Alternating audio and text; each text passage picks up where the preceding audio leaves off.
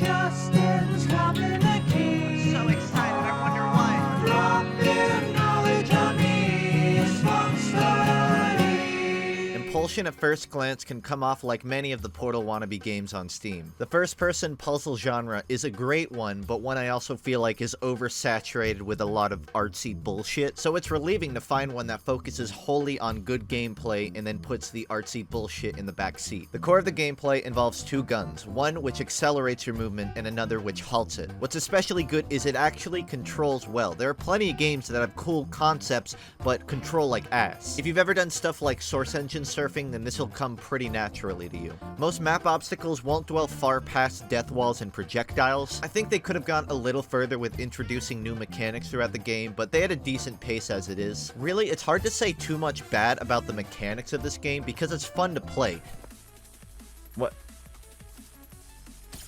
The issues come out more so with the story elements of it. I was thinking of redesigning this level to make it easier for you.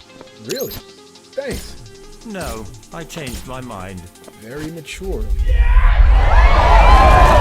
As you can see, the voice acting is I suppose I'll be the first in that case then. amateur at best. They try to have a Stanley Parable type dynamic between you and the announcer, but they forgot that in the Stanley Parable, your character doesn't fucking talk. So what you get is the announcer will say some snarky shit, and then the player character will acknowledge the joke without actually adding anything to it.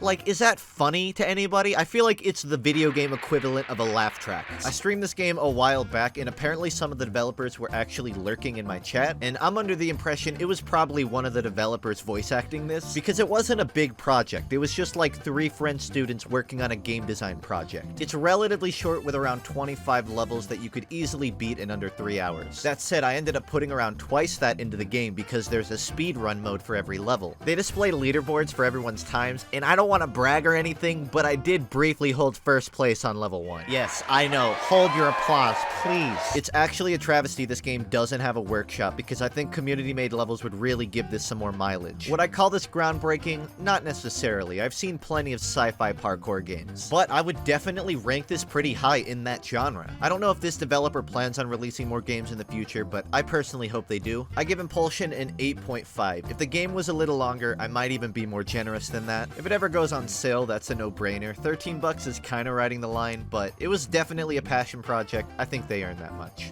Run, run, run. Run, run, run. Run, run, I get demonetized again, so I'm gonna sing my outros now instead. It's a bitch that I can use songs at the end, but I would much rather pay my rent, so please do not strike.